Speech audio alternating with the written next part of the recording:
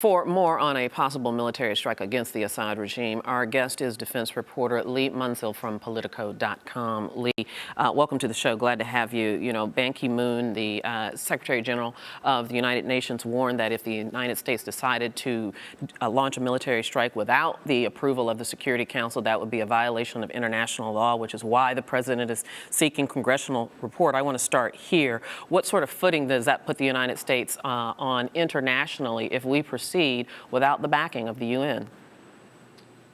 Well, the U.S. has support from various countries around the world. We aren't completely on our own on this. We have several allies on our side. So it's not that the U.S. would be acting unilaterally necessarily, but certainly the more support we can get internationally, the better footing we'll have if we do launch some sort of military strike.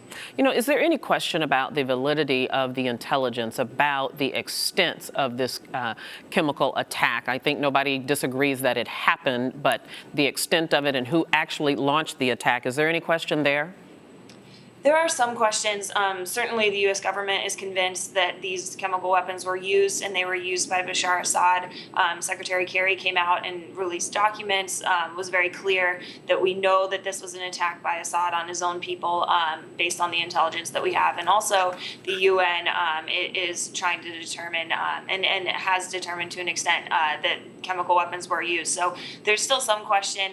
Russia obviously has raised questions about whether or not that information is accurate, but as far as an international consensus goes, it's pretty clear that chemical weapons were used. Of course, the very nature of this military launch that the president is proposing is that it would be, as he calls it, limited and very narrow in its scope, which would be an airstrike. Talk a little bit about the hardware and the equipment that would be used in this airstrike. Sure. Well, we're talking about airstrikes that are small scale, potentially Tomahawk cruise missiles, not necessarily even flying planes into the area the airspace in Syria. So ideally, this is going to be a really small strike, but Congress would be approving 60 days of potential airstrikes and then the option for people. So it could easily escalate into a bigger U.S. involvement, but certainly the president right now is trying to keep it small scale. And as I understand it, Leigh, the U.S. has been moving warships into place to be able to launch this strike, but it seems that Russia is responding in kind.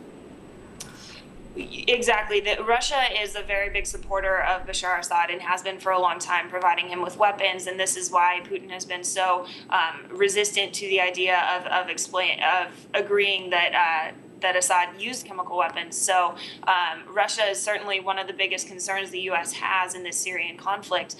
We don't necessarily want to get in there and change the balance of power in this war, the civil war, because Assad himself is not necessarily someone that we even want to take out of power necessarily, because both sides have people in them that the U.S. doesn't want to support. So it's a civil war in Syria, and it's one that we don't necessarily want to change the balance of. And oh, by the way, in the midst of all of this, we find out that the State Department has called upon non-essential personnel to leave the U.S. Embassy in Beirut, Lebanon, as well as the the Consulate General in Adana, I believe it is, Turkey. Do you have any information on what led to these measures, these increased security measures?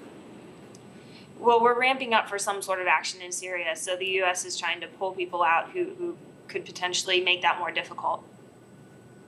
That makes perfect sense. You're not aware that there's been any specific threat, though, in those areas, just in preparation for a potential airstrike? Not that we've heard yet.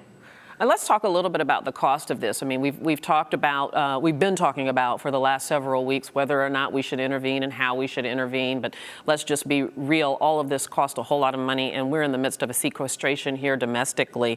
How does the sequester that we are in right now play a role in what we're able to do in this proposed airstrike? Well, sequester absolutely plays a role in U.S. readiness. This is something that various members of Congress who have been very anti the sequester cuts and have been really fighting against cutting at that level. They've said that readiness was going to be affected by cutting the Pentagon budget at a high level. So sequester plays into our ability to launch airstrikes if we need to. And right now, readiness isn't as huge a concern because we're waiting on action from Congress. We're waiting on some sort of go ahead from Congress. So it's not that we had to have troops in there right away or anything like that. But sequester cuts certainly play into it. And we're talking millions of dollars for airstrikes, depending on which missiles we use, as well as if we start to talk about actual troops on the ground, it's going to be a lot more expensive. And lastly, and very briefly, another of the many elephants in the room is Israel. Are we talking enough about what we will do if Syria, Iran, or Hezbollah retaliate, particularly if they retaliate against Israel? That's a couple steps down the road, but it's very clear that the U.S. government is concerned about what the ramifications of this Syrian conflict are on Israel. Secretary Kerry said on MSNBC last night that our posturing in the region is very important. And if Iran doesn't believe that we're going to enforce red lines, we may start to see some sort of retaliation against Israel. And so that's something that the U.S. is very concerned about. AIPAC, which is a pro-Israel group, has been lobbying and will continue to lobby next week to try and support intervention in Syria because of the potential implications for Israel. Leigh Munsil from Politico.com. Leigh, thank you so much. Thank you.